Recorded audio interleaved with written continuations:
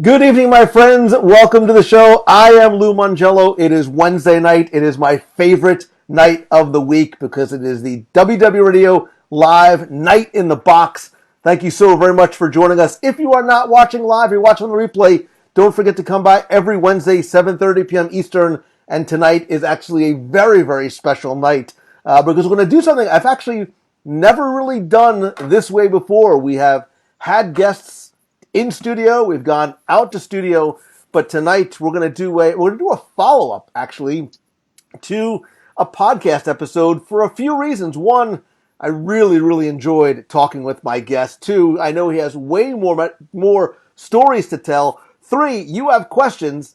I think he's going to have answers, and he also has something special that he wants to share with you, with us tonight. So again, if you're watching live, sit back, relax, grab a snack, tag a friend in the comments, tweet out that you're listening, and do me a favor, if I can make the technology work right, welcome, or should I say welcome back, Dave Bossert to the show.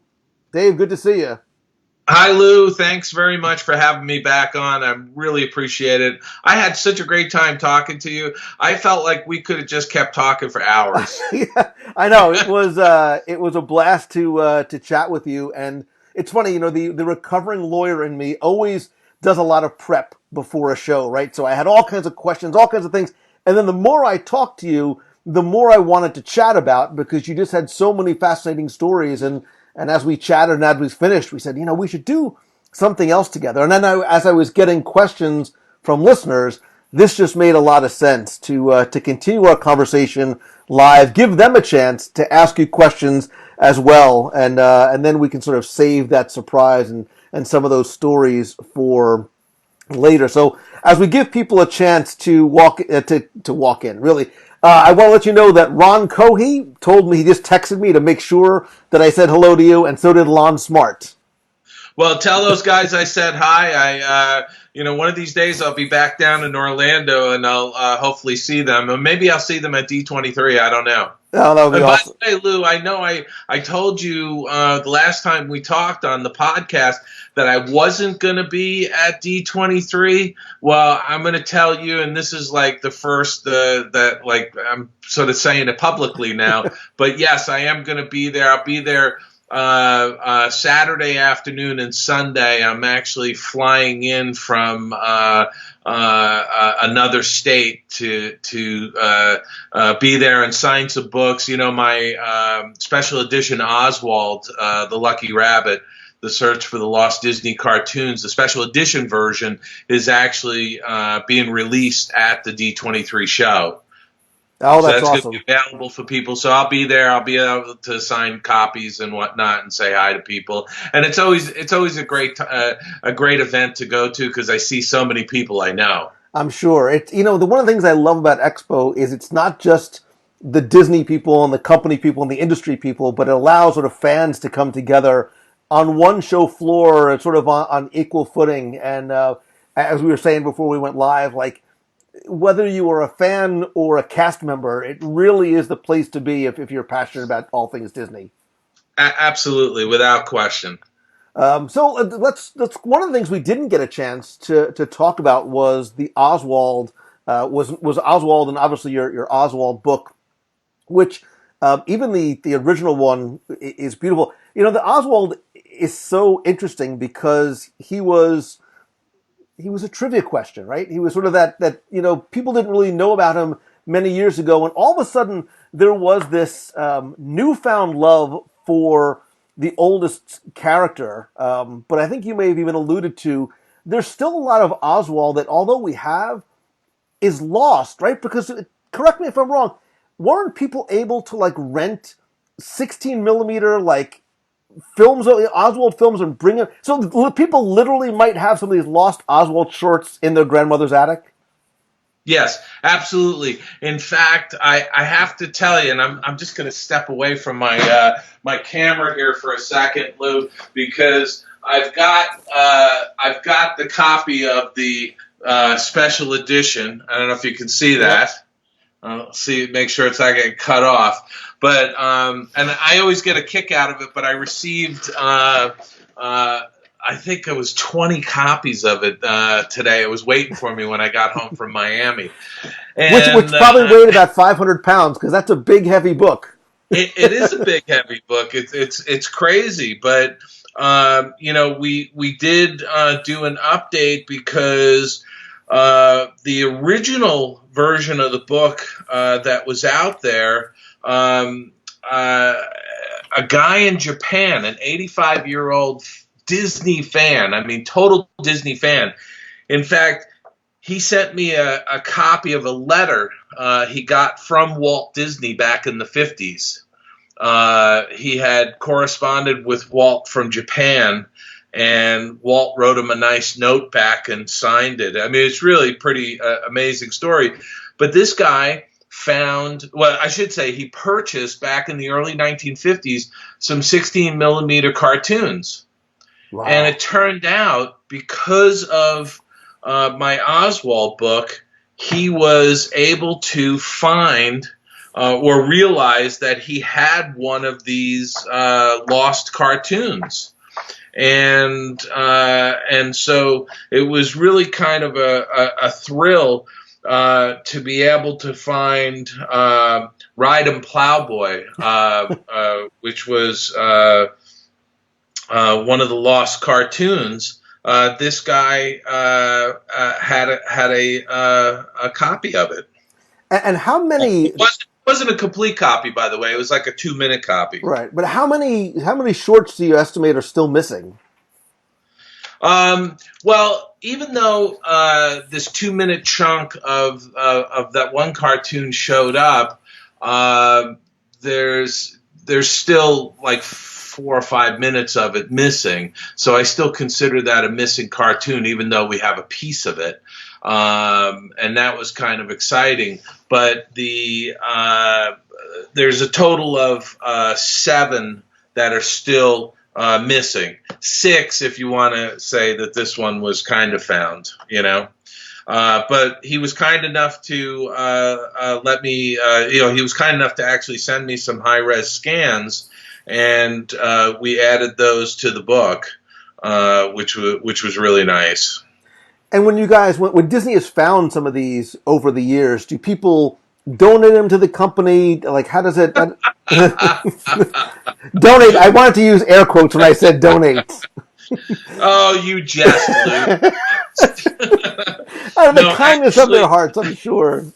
Actually, people have felt like they had a lottery ticket. Right. that somehow they had something that Disney wanted, and that they were going to retire off of it, which is not the case. I mean, certainly these lost cartoons, to me, they're not so much valuable from a dollar standpoint as they are valuable from a historic standpoint. Right.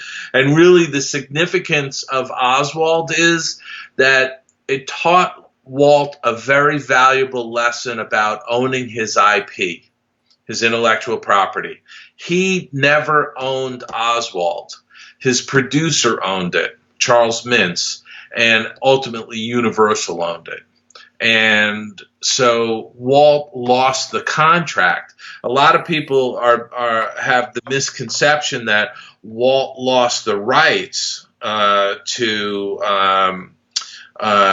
the cartoon, but he didn't lose the rights. He never had the rights to it, and so it was his producer taking the character from him and not giving him another contract to do another group of shorts with Oswald, and because of that incident, it prompted Walt to create Mickey Mouse, and Walt vowed after that incident to own his characters, to not ever not own them, One of my favorite parts of the story is how Disney got it back, because it was almost like, a draft day trade. Okay, you give us Oswald and we'll give you Al Michaels.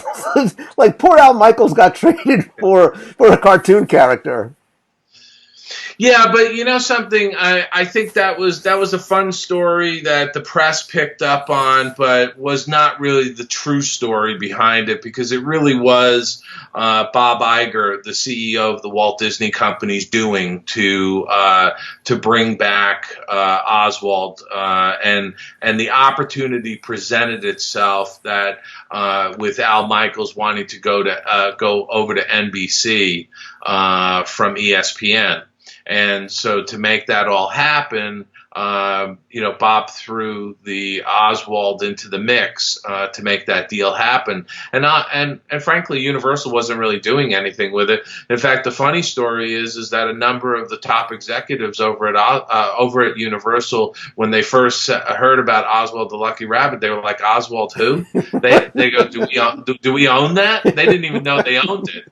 And by the way, I'm sorry, I misspoke. I said Ride and Plowboy, but it was the film Neck and Neck that surfaced in Japan. And it surfaced because of my book. And that was really kind of a cool thing, especially in Japan because, the gentleman that had the print was a big fan of Disney, and he was able to, from the script information we had in the book, determine, along with a friend of his from a film museum in Japan, they were able to determine they thought it was Neck and Neck. And what was really cool about that was that they reached out to me, and I communicated with them via email, and they sent me a QuickTime movie of what they had, and I was able to verify that it was, in fact, Neck and Neck that they had. But it was listed. It was a 2-minute piece of the film, and it had a title card that said Speedy Mickey.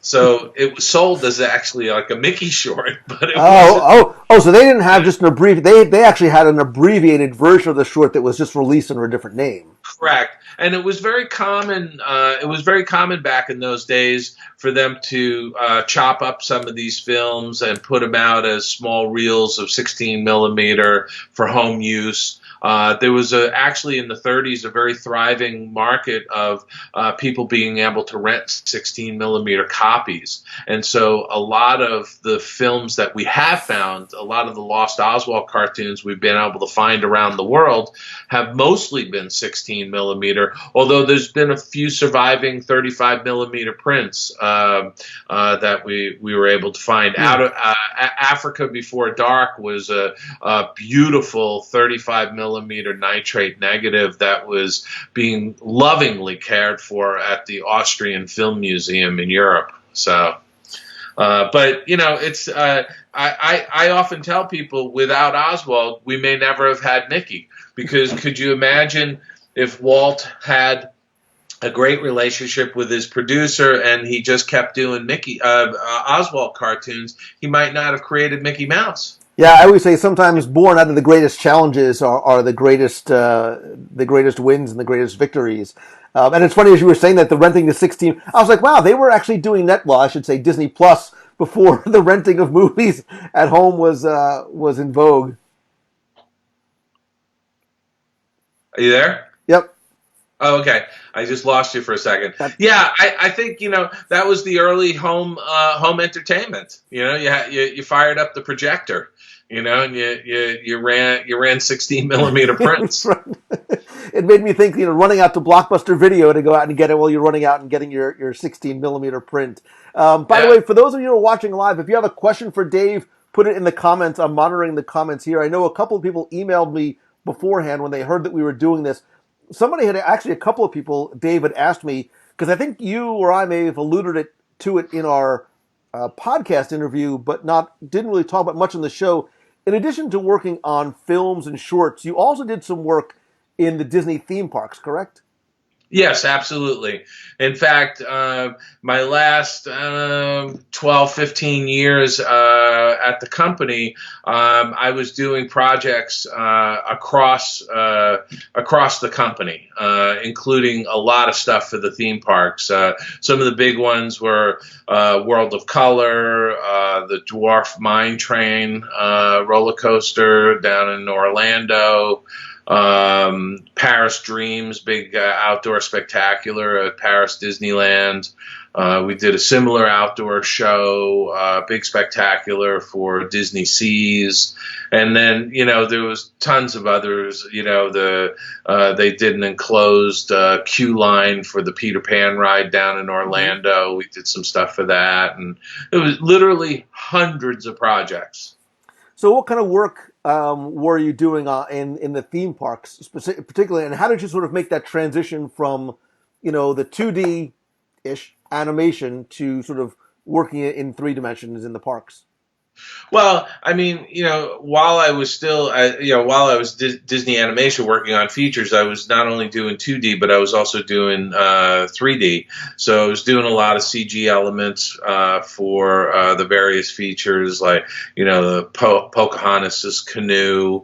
We were doing a lot of particle system animation that we integrated with 2D animation in Fantasia 2000. So, there was a fairly broad array of techniques that I was using throughout those years. So crossing over to theme parks really wasn't that difficult, because what we were doing was, I headed up a special projects unit, and I was the producer, creative director, and I worked with, along with my team, we worked with the Imagineer teams working on these different projects, and we supplied the animation components. So, for instance, with World of Color, Steve Davidson was the show designer, show creator, show director, whatever you want to call him. Terrific guy, really creative, and we worked with him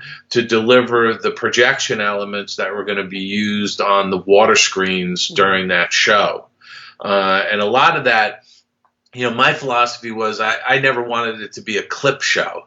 Like if we were going to show, really familiar sections of films, how can we do that in a different way? Right. How can we present that to the guests in a new way? For instance, we took the whole skating business with Bambi on Ice. From the movie, which is a series of scenes, and we actually stitched it together into one long scene and added a bridge animation that matched what those great animators had done back in the day, as they say. So, to me, working on theme park attractions was our group was part of a larger team of people. You had engineers, you had, lighting specialists, projection specialists, and so you integrated with this team of people. And it was really gratifying because it was an opportunity to learn a lot about how these shows got put together at the parks and these attractions, how they're built and all of that. So you mentioning the parks and the people that are behind it, the Imagineers, the incredible creativity, and those people that transitioned from animation early on, has me thinking of some people in particular. And one of the things that I love is that you've dipped your hand in so many different mediums, from the animation to the theme park attractions. You're the author of, we talked about a number of your books, your Roy Disney book, the Eric Goldberg book, the Art of Tennessee Lovelace, and obviously the Oswald the Lucky Rabbit book. But we did tease ahead of time that there may or may not be another, dare I say, secret project that you have been working on that you want to share, that you didn't want to share on the show, that you wanted to save and share for the people who are watching live tonight. Yes, absolutely. So, and I appreciate that you're giving me this opportunity, because oftentimes I take on projects that I consider passion projects. I mean, everybody has those passion things that they want to do, and it doesn't matter, how they're going to do it. They just have to do it. And so I've got a number of books that I'm working on that are going to be published out over the next couple of years. But one book that I really wanted to do was a book on Claude Coates. And I had gone about it like I did with all my other books, and I put together a pitch document that's, 8, 10, 12 pages, giving a synopsis of what the book is, what I think the index for the book is going to be, how we would lay it out, examples of the type of work that, visuals that are going to go into the book and all of that. And so we went out and pitched that book, and my agent pitched it several times, and actually 3 times. We went twice to the same publisher and once to a licensee of that publisher, and we got the same sort of response. Was sort of a we're not sure he has enough name recognition. And I just thought to myself, you have to be kidding me, because Claude Coates worked for the Walt Disney Company for 54 years. I mean, that's astounding.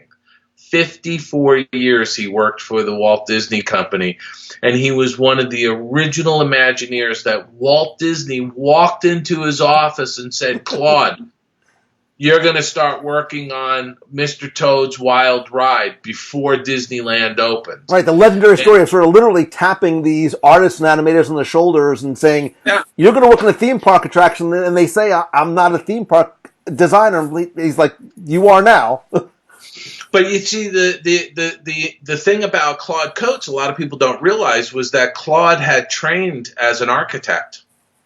So not only was he an incredible painter, but he trained at USC as an architect. So he was really one of those rare individuals at the studio who could visualize things in 3-dimension, and that's something that Walt could see in him. And, when Claude was working on Lady and the Tramp, he actually built little 3-dimensional models of some of the locations so that they could, use a flashlight to see how the light was going to spill through and all of that kind of stuff.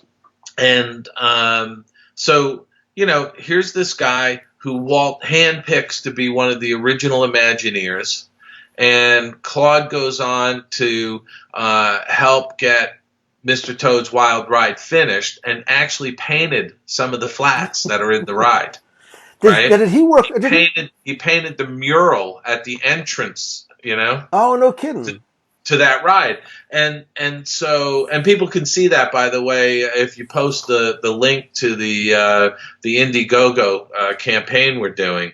And so let me get to that. I just want to tell you guys what's happening with that. So we get turned down on doing a book about Claude Coates. In fact, somebody suggested, well, he's really just a chapter in a book about Imagineers. And I'm like, no, he's not. This guy deserves his own book. And so I'm working with Alan Coates, who's Claude's son and represents the estate, the Claude Coates estate. And so what we're doing is we launched an Indigo campaign a few days ago, and it's called Walt Disney's. It's really what we're calling this is essentially the title of the book is tentatively Walt Disney's Imagineer Claude Coates, The Making of Disneyland from Toad Hall to the Haunted Mansion and Beyond.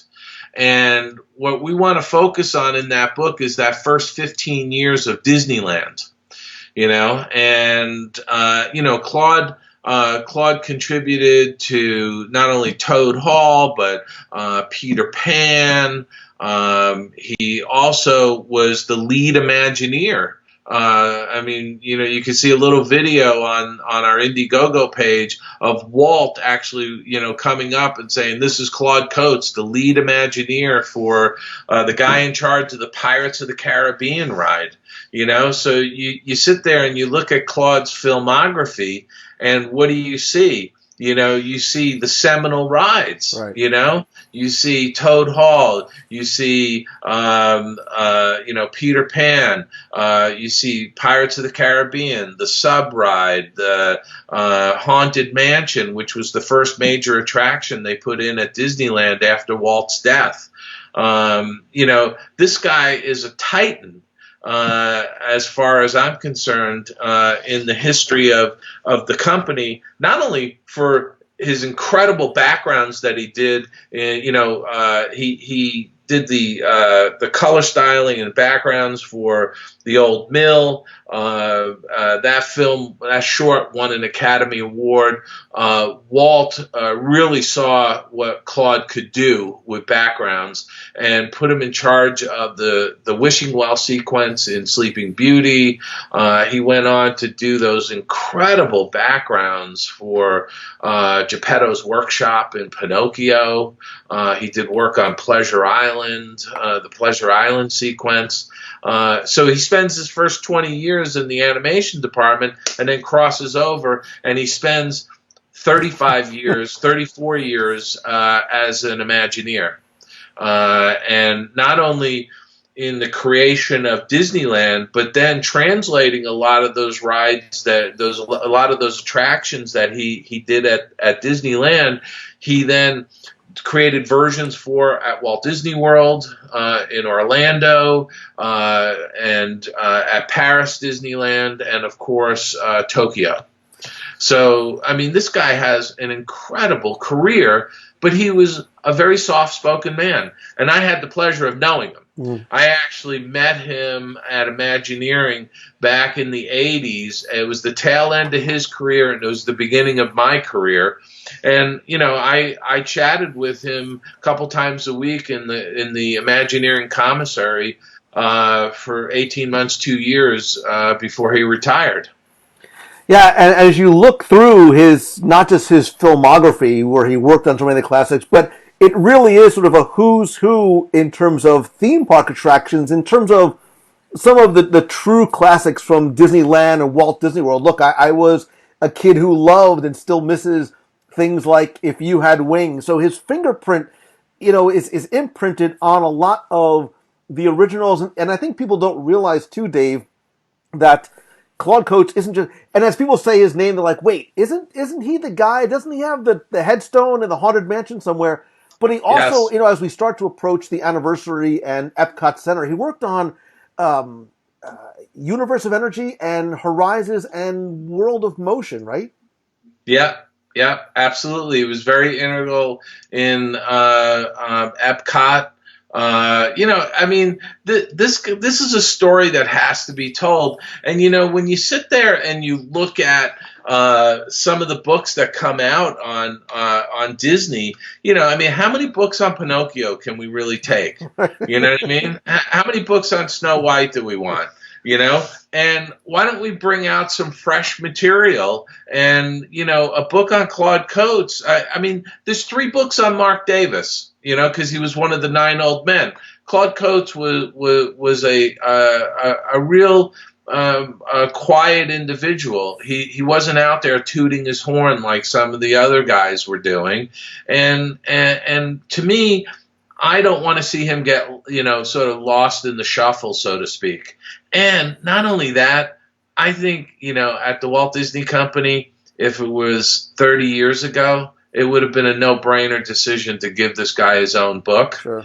And now it's a very different place, and there's people that really don't know who he is and believe me, my last couple of years at the company, I heard some people ask who the 9 old men were. Right.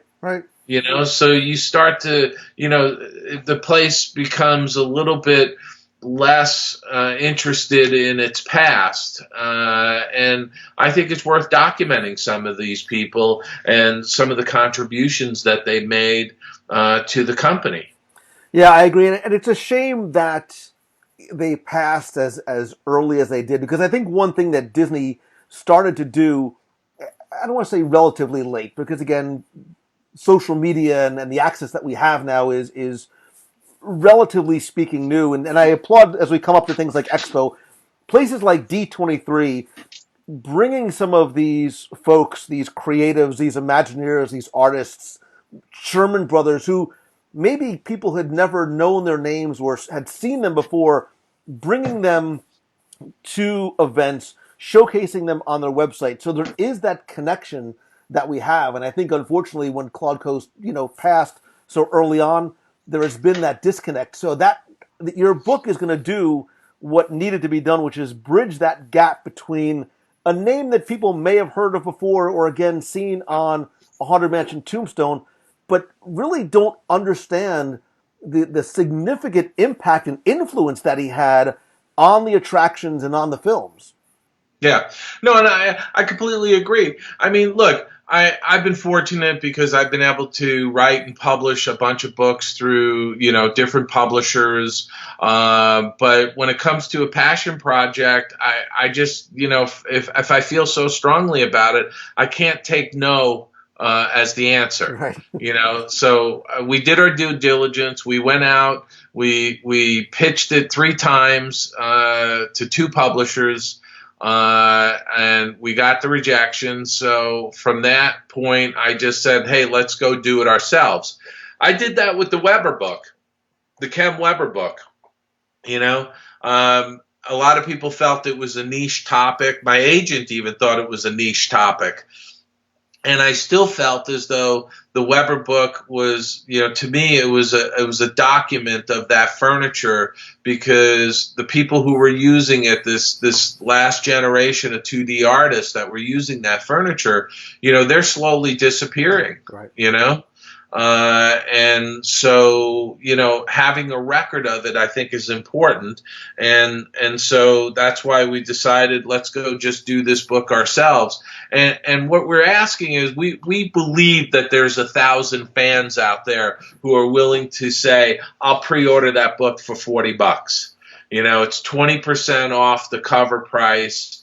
If we can get 1,000 people to do the book for $40, we're going to deliver them a beautiful, beautiful book. Yeah, and I was showing, as you were talking, I was scrolling through the Indiegogo site and some of the images that you have that you'll be sharing in the book as well, not just of Claude's work, but Claude and Yale Gracie, and Claude and Walt, and Claude and John Hench and Mary Blair. Yeah.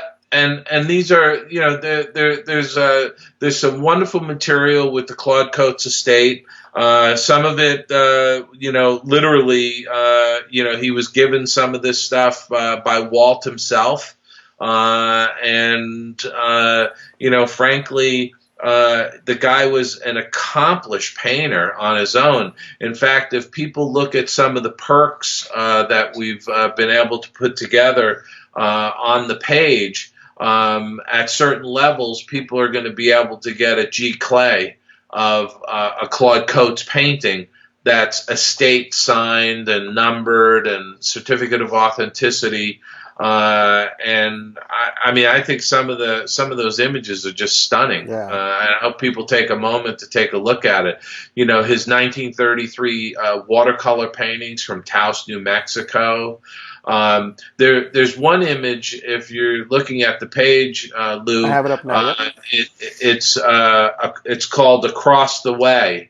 And it's at the $250 perk level. Okay. And that image, that painting, is actually of the Hollywood Hills across from the studio. Now this goes back to the 1940s, okay? And this painting is of what is now, if people are familiar with the studio, the Burbank studio, it's if you're looking to the south of the studio, across the freeway, there's now the Pine Lawn Cemetery over there, but that was an old horse ranch, that property. And that painting is what Claude painted of that area. So there's some beautiful perks in there. And again, all I can say is I'm hoping, I have my fingers crossed that there's 1,000 fans out there that are willing to pre-order the book, because if they do, we're going to deliver them a gorgeous book that it's going to be filled with stuff they've never seen before. Well, a number of people are already saying, Sophie Kravitz is saying that she is getting it. Let me go back. Beatrice Dennis says, thank you for writing the history so that we don't lose the details. Kimberly Linkletter, a number, yes, I'm quickly scrolling back. Chris Bannis, loving these kind of stories. Aaron Morgan, it's a great idea, Dave. So glad you took on this project. Yeah, a lot of people are commenting, I'm sure, going over this as well. You know something? I have to say thank you to all of those folks that are listening in on this, and I appreciate those comments. I really want people to take action on this. We have until, I think, September 26th in order to hit our goal. And if we hit that goal, we're going to be able to do this book and do it the way a book should be done. I mean, the book itself is going to be a beautiful piece of art. And all I can say is that, Claude deserves this. After all of the work he had done over 54 years at the Walt Disney Company, the least we could do is celebrate this guy's life in a book. And that's what Alan Coates and I are going to do. And I got full cooperation of the Claude Coates family. They're fully behind this. And, I think that, we're thrilled and excited because we've been getting a lot of great comments as well. Yeah. Kimberly Linkletter, Fred Abley, Patricia Carlson, Troy Houghton, all saying that they're getting the book, something to pass on to future generations. Such a great piece of history. Bill Daniel ordering it from the SIM, and I'm linking in the comments as well to the Indiegogo site. Michael Goldtrap says, this is a book that's long overdue. Thank you, Dave. And I love the fact that you mentioned that the family is behind it too. I'm sure that they have been waiting and hoping that somebody would share these stories. I think there's nobody else better to do it than you. And by the way, this is a little funny backstory of how this all came about, Lou. I belong to a group called the Hyperion Historical Alliance, the HHA. And it started out more than a decade ago as sort of a loose group of Disney historians that would get together once a year and in between would help each other out with different research projects and stuff like that. Well, it's evolved. There's like 120 people, and there's an annual conference. And I think it was about 3 years ago, I was at the conference. It was at the Castaways in Burbank. And I'm walking along, and a tall gentleman, is coming towards me. And he looks down at my name badge, and he goes, "Oh, I just got your Destino book." And I just catch his name. It says Alan Coates on his name badge. And I said, "Thank you." He said he had picked up my book at Barnes & Noble. And then, the conference started, and at the morning break, I went and asked a few people, could you introduce me to Alan? I don't really know him. I think he's got to be Claude's son. And so the president of the organization, who I talked to, said, "Oh, Alan went home. He wasn't feeling well." And I said, damn, I really wanted to talk to him because I just wanted him to know that I had known his father at the studio at Imagineering, and had many great conversations with his father. And I just wanted to tell Alan, your dad was an incredible gentleman, really approachable, nice man, was very open and giving. And, all the questions I had for him over the year and a half, 2 years that we were seeing each other in the commissary in the mornings, I just wanted to tell Alan that and say, your dad was a wonderful guy. And so we wound up having lunch at the Talleyrand at Burbank, which is almost like a second commissary for Disney. You run into so many people there, But we wound up having a conversation over lunch, and by the end of lunch, Alan said, "Would you be interested in writing a book about my dad?" And I said, "Oh my gosh, of course I would." I mean, and at that time, maybe I was naive, but I thought it was a slam dunk. I thought, "Oh my gosh, I'll put together a pitch document and I'll get with my agent and we'll go out to the publishers, and this is a no-brainer." And so it was very frustrating and disappointing to hear from some people that he didn't have enough name recognition. And the way the publishing world operates now is that with these large publishers, it's the sales force that's making decisions. And that's a shame, because some of the salespeople, they're just out there shoveling product. They don't care what it is as long as they can sell it. And if you come along and say, "Hey, I want to do a book on Claude Coates," some of these people are like, "Who the heck is Claude Coates? I don't know who he is. I can't sell that book." You know what I mean? So, and maybe that's why we're getting 4 or 5 books on Pinocchio or Snow White or whatever. But I just have to sit there and go. I think back and I say, when Steve Jobs said, "I want to create an iPod where people will download their digital music," he didn't listen to all the people going, "Why would I do that? I have all my CDs."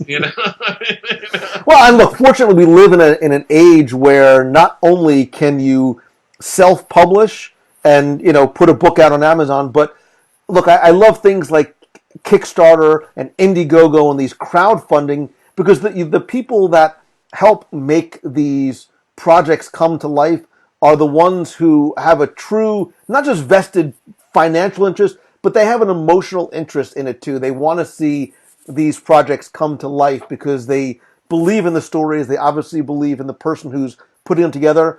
And it almost tastes better, right? It almost tastes better because it's funded by the people who truly love it. All I can say is, if we can get 1,000 people to do this, honestly, this is a story. This is one of those books. This is like, I don't know if you're familiar with Bob Gurr. Sure. Yeah. Bob Gurr decided he was going to do a book, and he did it on himself. Right. It was Bob Gurr's book about himself, right. And he did 2,000 copies. That was it. And if you want to try and get a copy of that, it's like $700 now.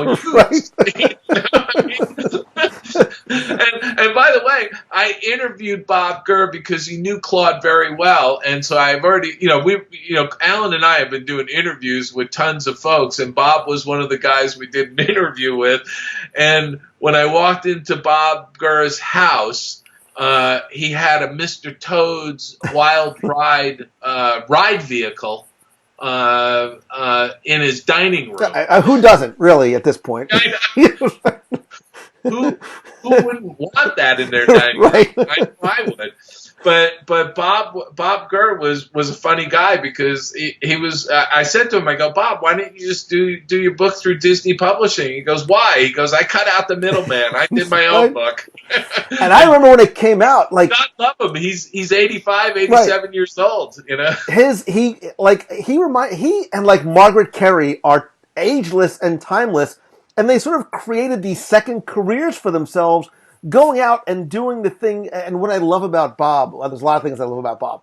One of the things I love about Bob is it clearly comes from a place of passion. And obviously, the farther they get away from their time at the company, sometimes the more free they are in terms of telling the stories that they want to tell and the way they want to tell it. And I remember Bob, seeing him at an event and talking, and there he was, like, with a sack full of books, which I have a red copy and I have a blue copy of his book, because I love the fact that he did it on his own. Put those in the safe. Put those in the safe. They're very valuable. You said $700, and I kind of looked at the corner of my eye. Lou, I am so excited right now, because as we've been talking, I want to give a shout out to Becky. I don't want to use her last name, but Becky knows who she is. I know Becky. We all, trust me, everybody knows Becky. We all know Becky, right? Becky just nearly doubled our raise at this point. Okay, I mean, all I can say, Becky, I love you. Thank you. Okay? You Thank just you. so you know, Dave, I'm now never going to hear the end of this.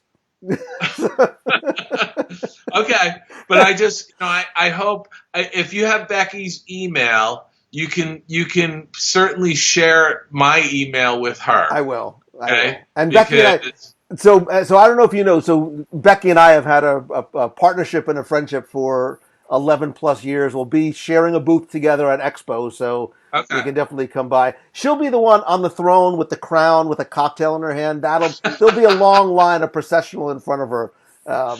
But don't tell her she's good people. But don't tell her I said that.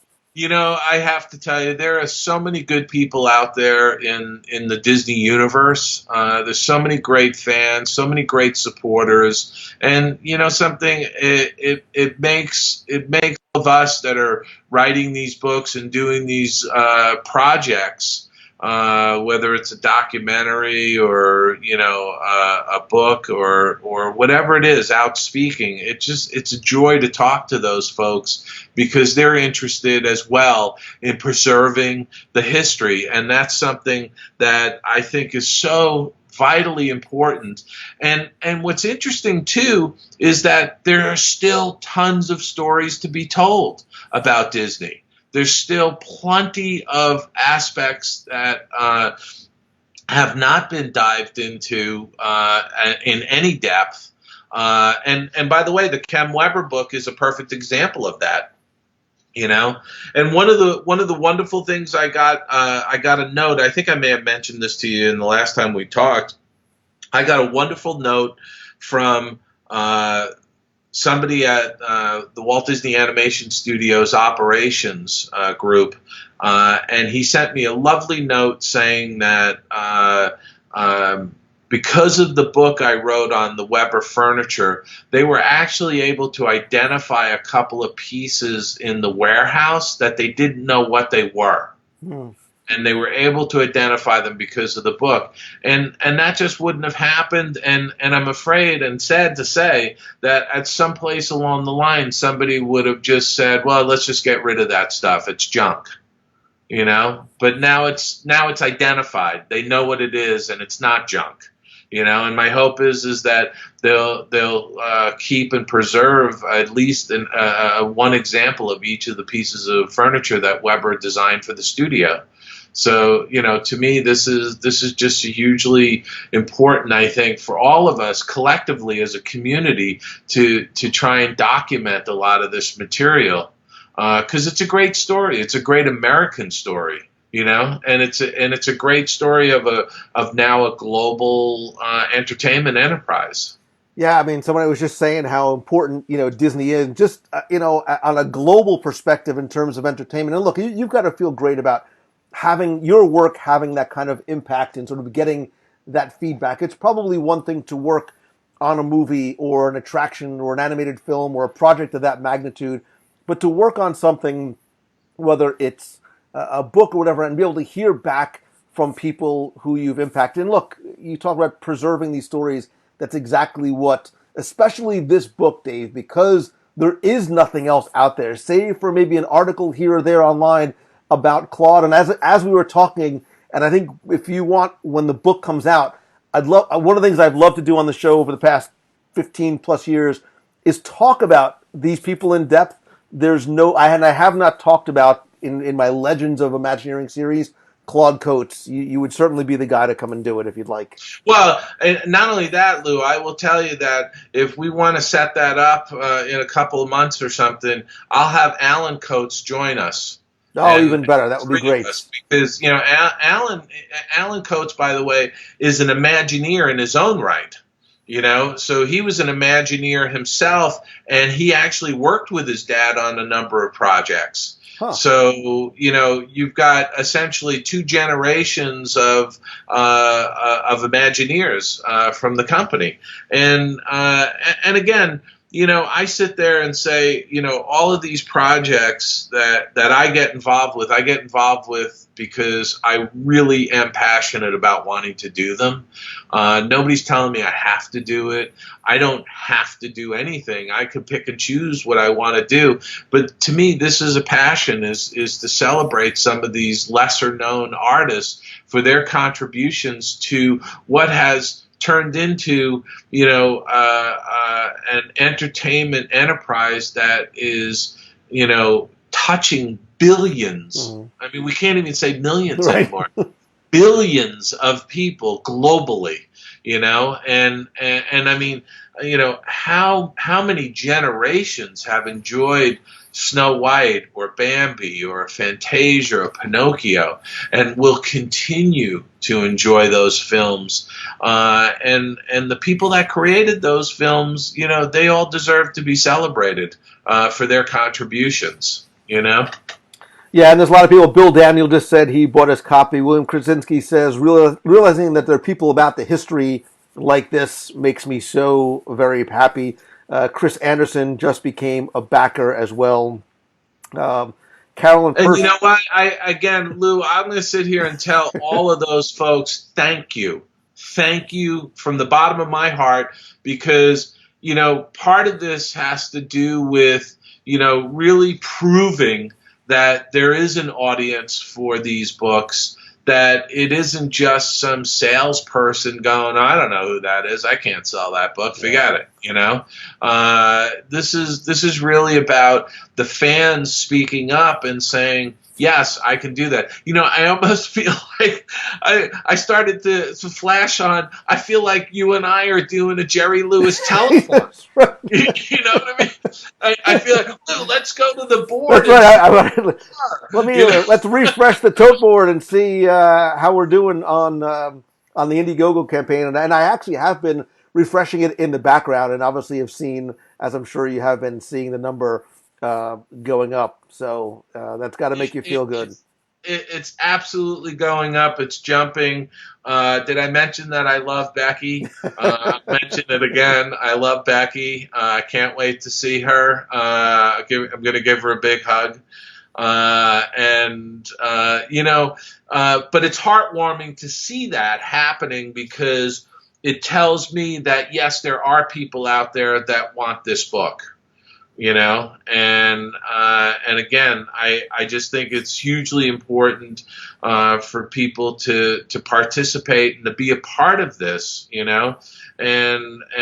to really help us honor some of these people who are no longer with us, that made such huge contributions to things that we're all enjoying today.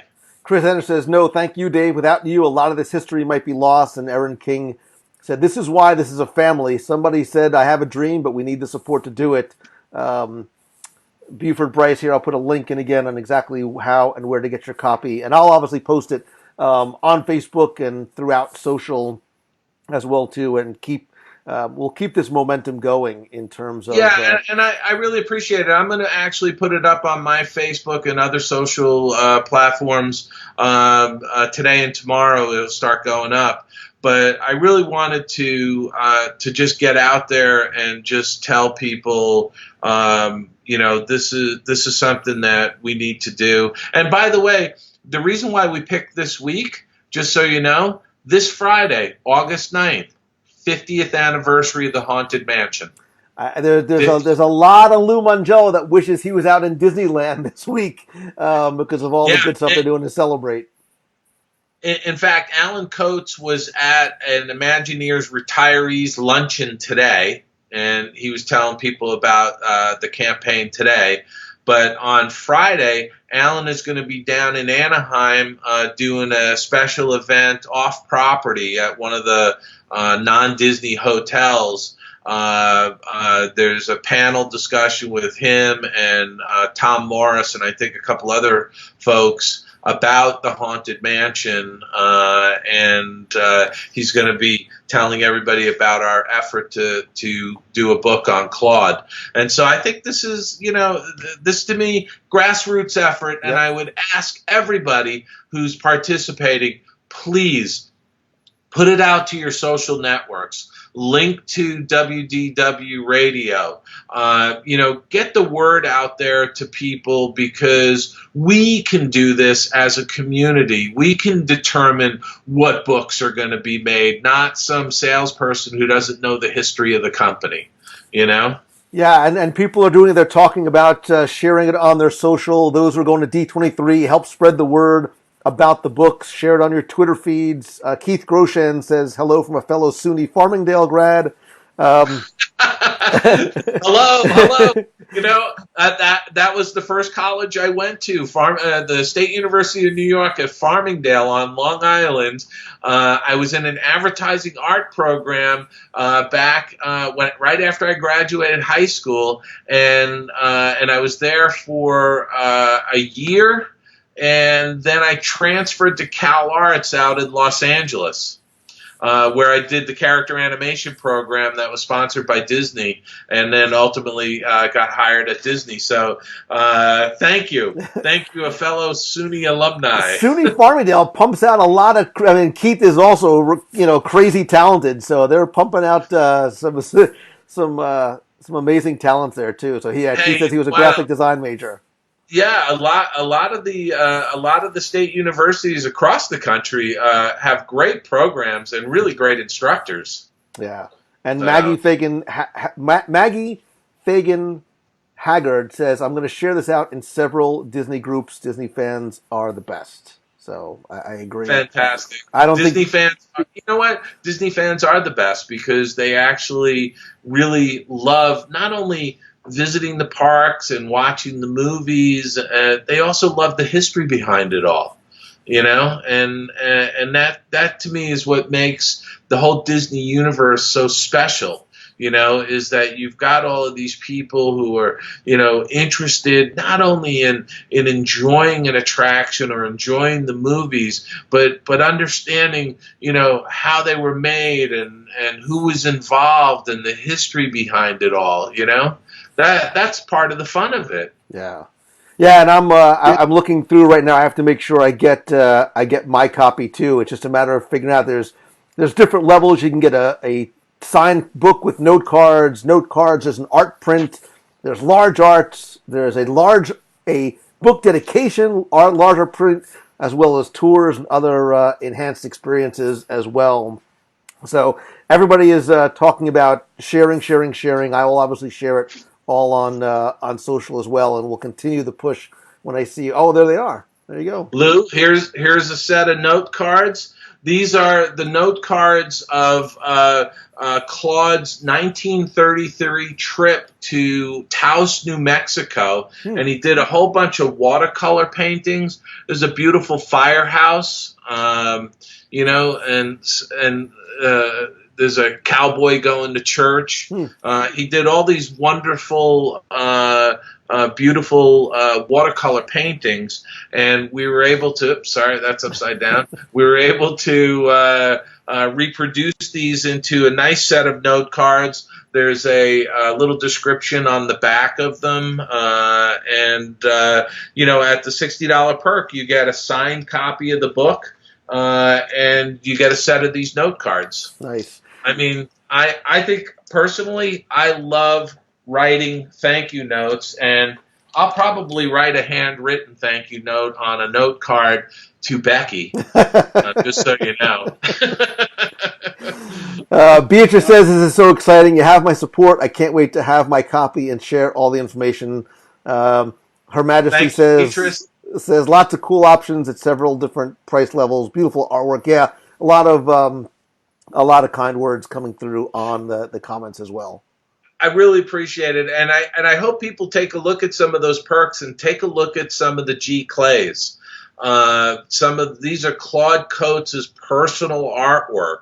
There's a beautiful painting of the Neva River in St. Petersburg, Russia. Claude traveled the world and painted everywhere he went. The guy was just a tremendous talent. One of my favorite photos, by the way, I sent to you is Claude with Baloo down at Walt Disney World. I don't know if you could put that up on the Facebook page for people to see, but that photo is just amazing because you could see how tall Claude was. He's like 6'7", Right. so it really strikes you when you're standing next to Baloo, Yeah, there you go. I'll right? share it. Baloo's such a tall walk Right. around character. Isn't that a great picture? Yeah, it's great. That's great. I love it, man. And from the first moment that I started talking to you, I just love how your passion and the fact that you're a fan first comes out. The things that you do come from such an authentic place, and it comes through. And that's why I loved having you on the show. I love doing this live, and certainly want to continue to do stuff at Expo as well. You know something? I love the fact that you had me on for a podcast, and I also really enjoyed coming on to do this Facebook Live. I'm not sure. I don't think I've ever done a Facebook Live before, but this is great. And I also enjoy talking with you, Lou, because you really understand it. You understand the Walt Disney Company. You understand the fan universe, the Disney universe, whatever we want to call this. And also, you're from New Jersey, so you're from the tri-state area, so you're like a brother. You know what I mean? Exactly.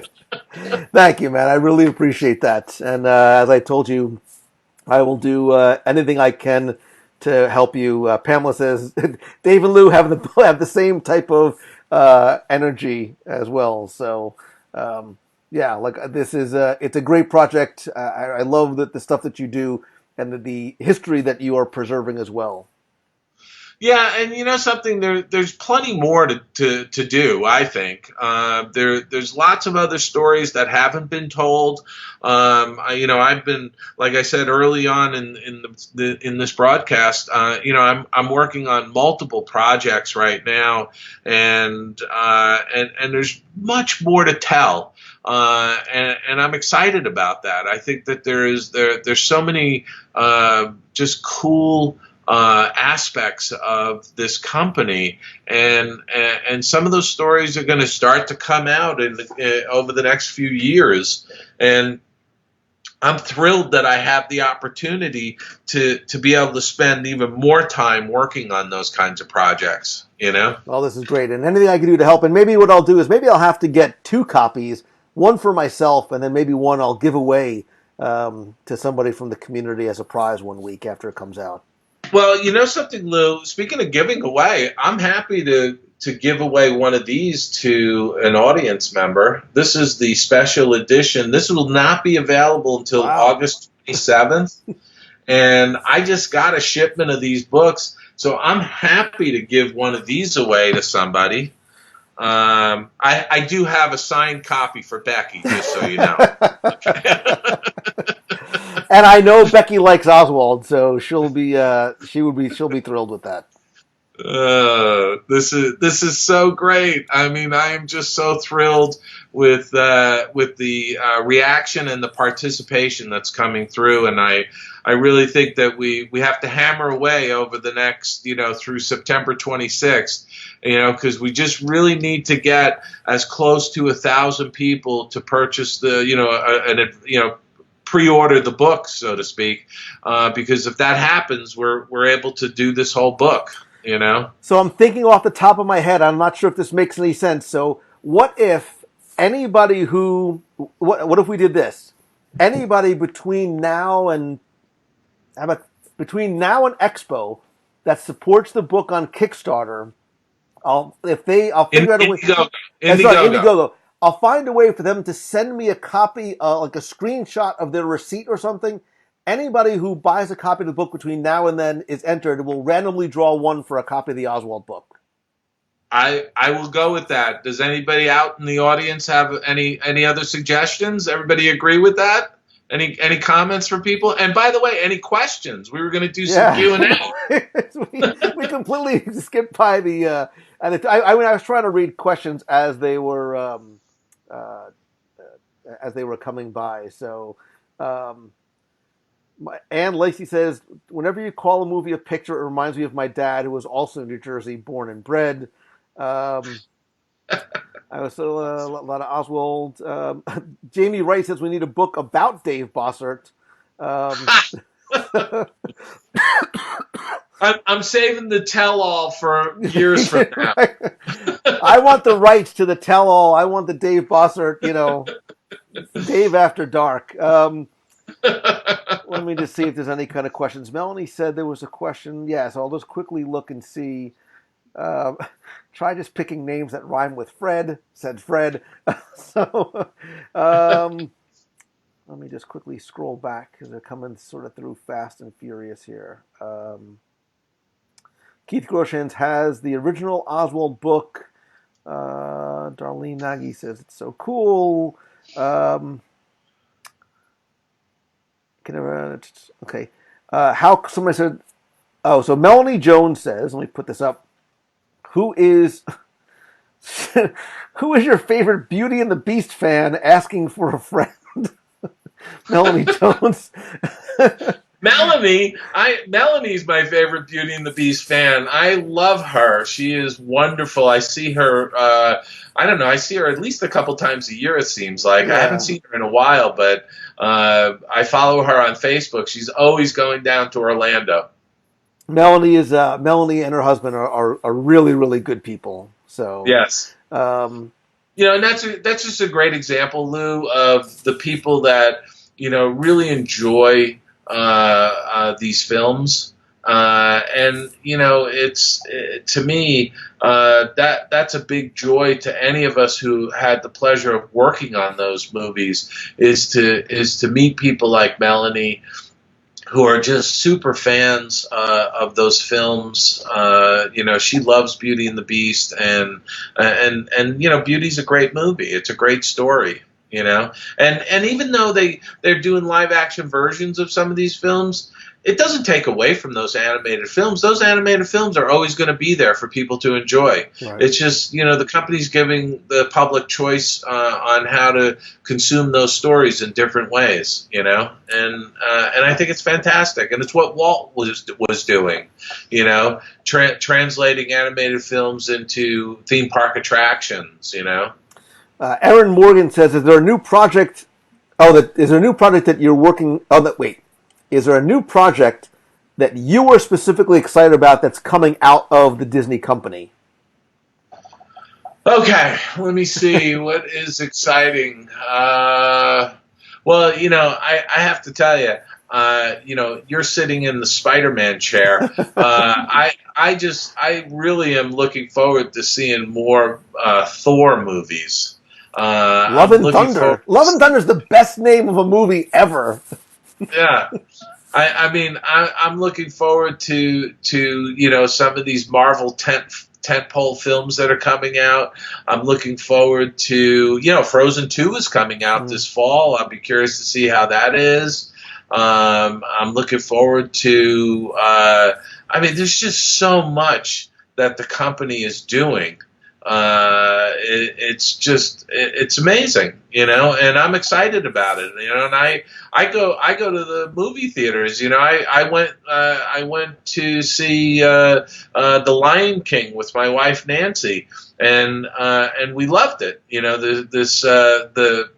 don't want to say it's live action, right. This photoreal animated movie, but Jon Favreau is such a great filmmaker, and I think he really did a terrific job in creating this new version of Lion King. But again, I think that if you see Lion King on Broadway, it's just a really special, spectacular experience. If you pop in the 10th anniversary DVD of the Lion King animated movie, it's a fun experience. I had the pleasure of not only working on Lion King, but working on the 10th anniversary edition, which inserted the News from the Underground sequence, and I also worked on the IMAX conversion of the movie.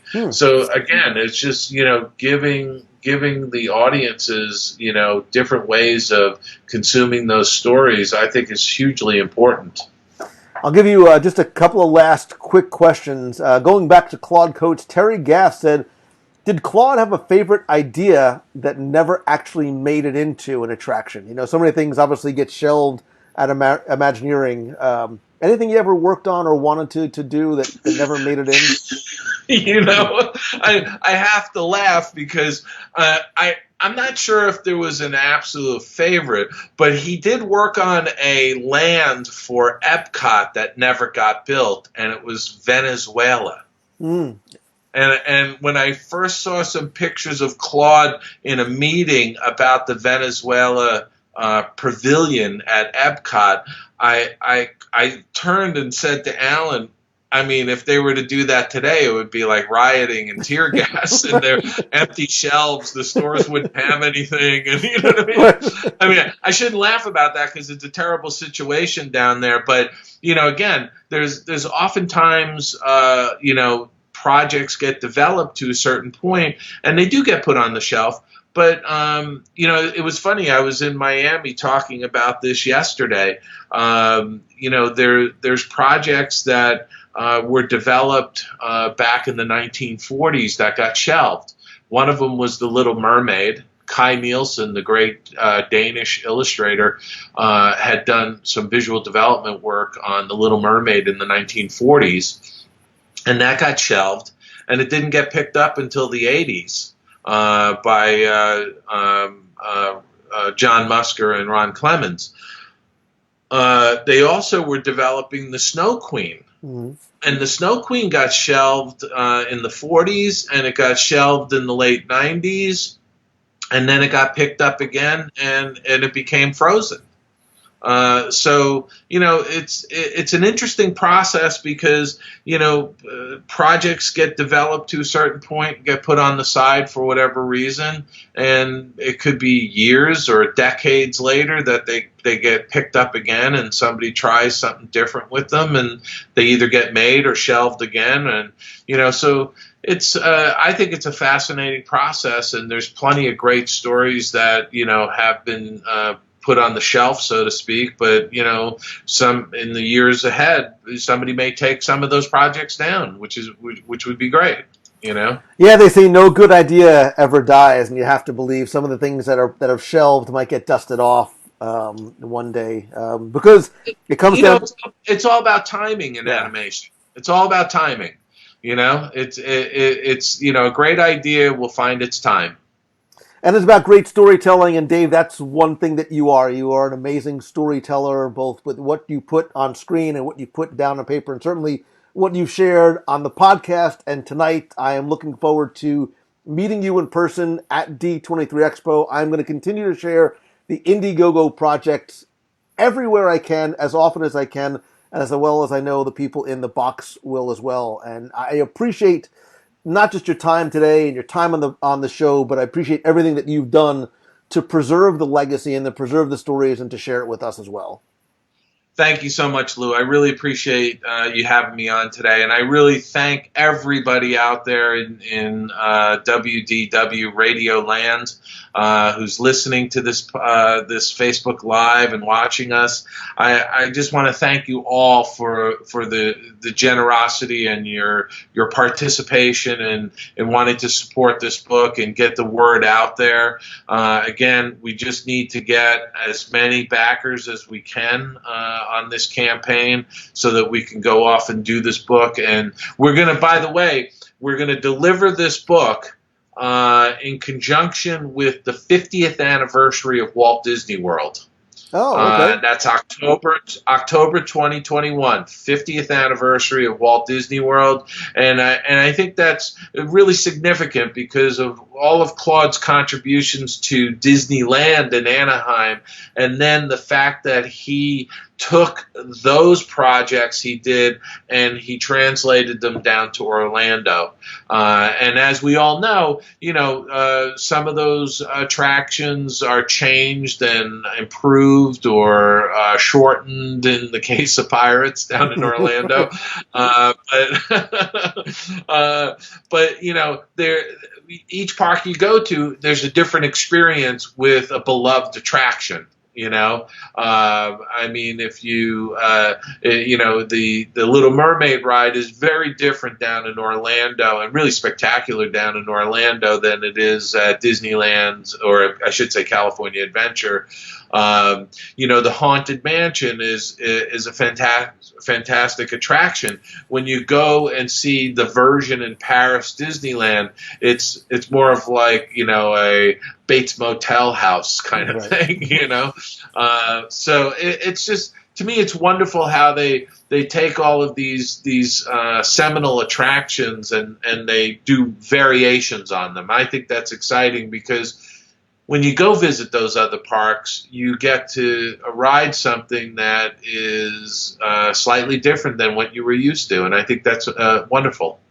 I love it. I love it. Listen, man, I look forward to chatting with you some more, and again sharing everything out about the book as well over on Indiegogo. So, Dave, thank you again Yeah, for.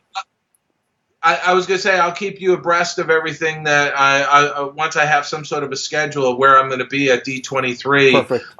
So you can share it with everybody. I'd love people, especially those people that are contributing. Everybody, I mean, but those people especially who've contributed to the Claude Coates campaign. I'd love to just shake your hand and thank you personally.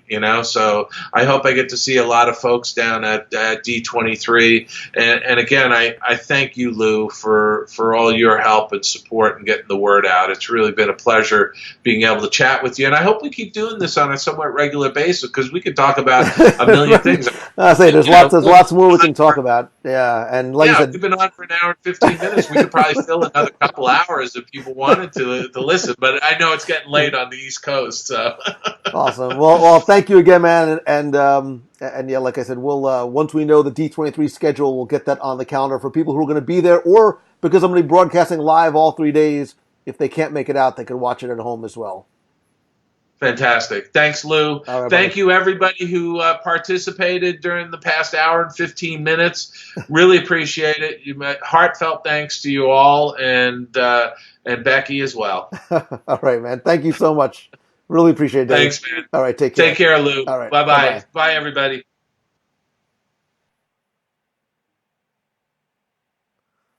I like that guy so much.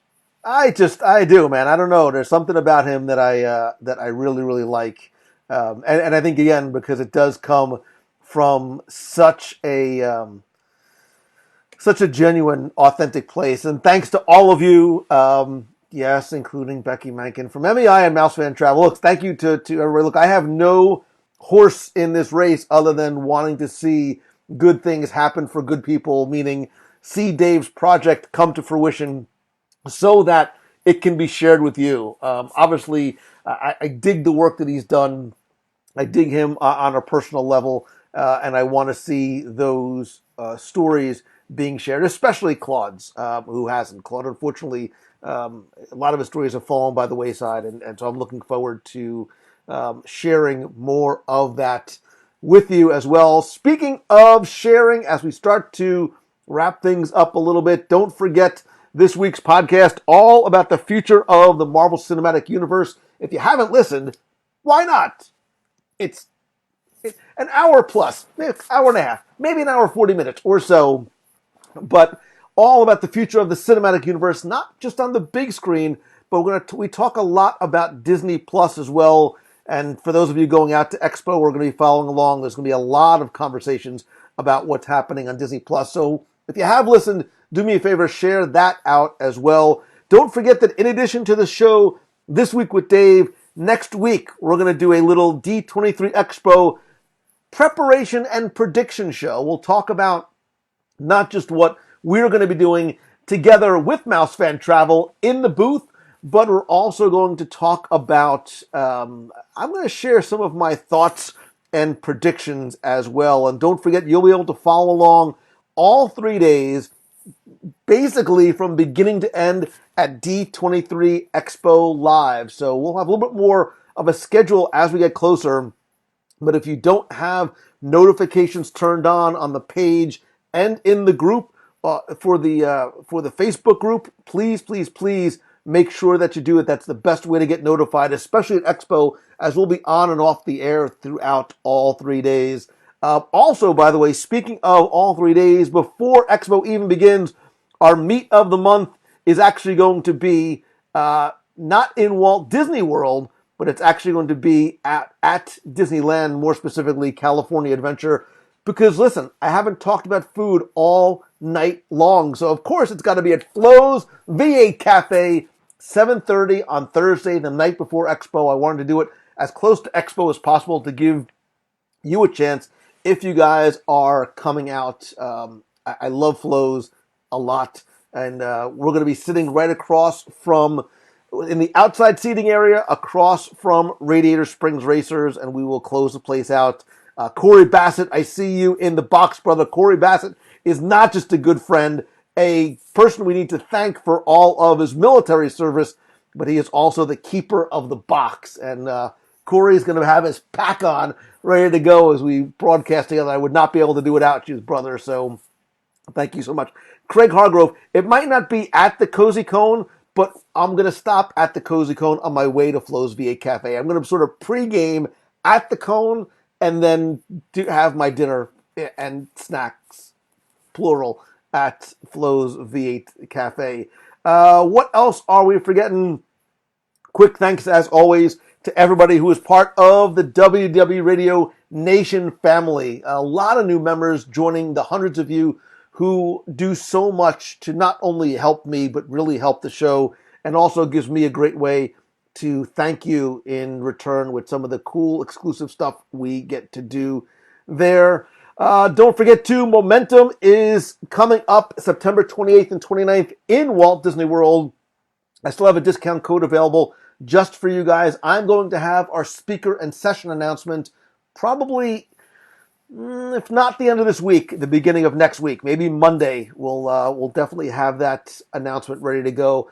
Really, really excited for what I'm going to do in terms of changes to the structure and the flow to really make this hopefully the most important and impactful one that we have had as well. I think that's it. I think that is it. Let's just quickly see. I'm sure that I am forgetting something, but that is okay. Listen, I want to thank Dave Bossert again so very much for not just joining me on the show 2 weeks ago. It was show, do I not have the, I don't have the link. I don't have the link. It was show 560, wait, let's see if M562, show 562 was Dave Bossert, and Keith Groshans is chanting momentum, momentum, momentum. Looking forward to seeing all of you there, and you never know, by the way, who might be up on stage speaking. Actually, I've already announced Steve Schussler is our keynote speaker, which I'm super excited about. No, he's not going to be bringing Boathouse samples, I don't think. You never know. But he is a remarkable guy and an amazing entrepreneur, and a lot of the people that I have lined up so far are people you may actually know who have absolutely walked the walk. I'm going to put one more time the link to Dave Bossert's book in here. Let me see. Upcoming event. Oh, I know what I forgot. Our cruise for New Orleans. I know a couple of people who asked me last week.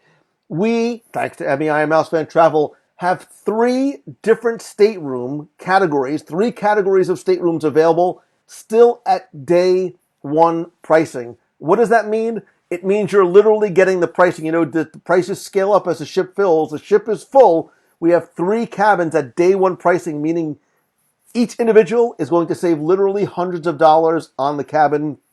Plus, we're going to do some fun stuff in New Orleans before, on board the ship, February 7th through the 14th, on the Disney Wonder, Tiana's Place, all the new updates and upgrades. I'm already starving, and I'm not even on board yet. Oi, the fun we're going to have when we get there.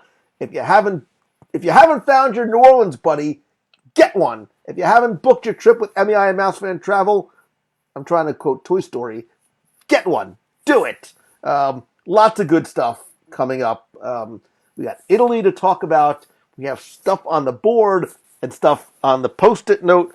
Becky, if you think you want to see what's on the board, you probably really want to see what's on this Post-it note. Don't try freezing it because you're not going to be able to read it. But there is lots and lots of good stuff coming Speaking of lots of good stuff, you guys, you guys are the epitome of good people, good stuff, and an amazing, amazing community. I am truly, truly blessed to know you and call you my friend, whether we've met yet or not. So I want to quickly, once again, thank you for listening. Thank you for sharing. Thank you for your time and your support and the love and everything else that you do. I would not be able to do this if it was not for you. And Emmy, I am Mouse Fan Travel for all your vacation planning needs. By the way, Becky, I'm kickstarting a book starting tomorrow. I'm kickstarting that project right there, and just so I'm gonna pull a Dave Bossert. So listen, I will see you guys next week again. We're going to talk and I'll answer all of your questions about D23 Expo. I cannot wait to get to Expo and see you guys. Don't forget our meet of the month is going to be at Disneyland. So we're going to be out for Expo. I hope to see you at Flo's V8 Cafe. Finally, most importantly, I could not do it without you, and I love you oh so very much. So until next time, thank you for watching. Thank you for sharing and inviting your friends to be part of our community. I love you guys. See ya.